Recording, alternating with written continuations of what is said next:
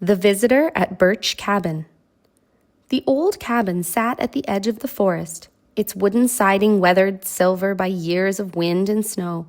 Most winters, it stood empty, but this year, Emma's family had decided to spend a weekend there, hoping for peace, quiet, and a change from city life.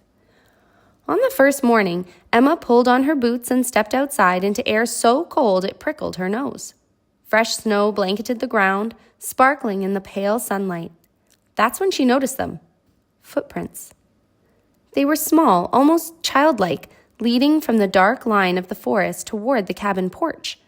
She crouched to examine them, noticing the crisp edges in the snow that meant they were fresh. They stopped right at the porch steps, as if whoever made them had vanished into thin air. Curious, Emma followed the prints back toward the trees. The forest was still, branches heavy with snow. About 20 meters in, the tracks ended beneath a low tangle of evergreen boughs, leaving her with more questions than answers. Back inside, she mentioned them to her parents. They exchanged a quick look and said it was probably just a neighbor's child exploring.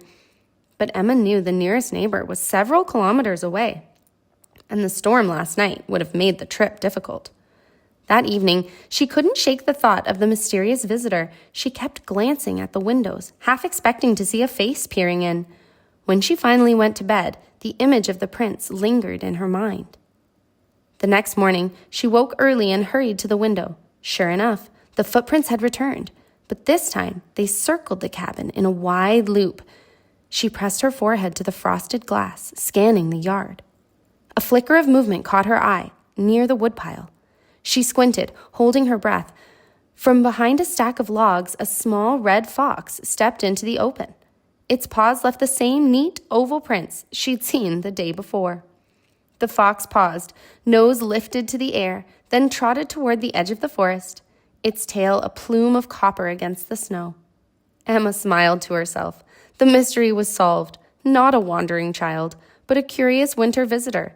Still, for a little while, she had enjoyed imagining a secret guest from the woods padding quietly through the snow to the cabin door.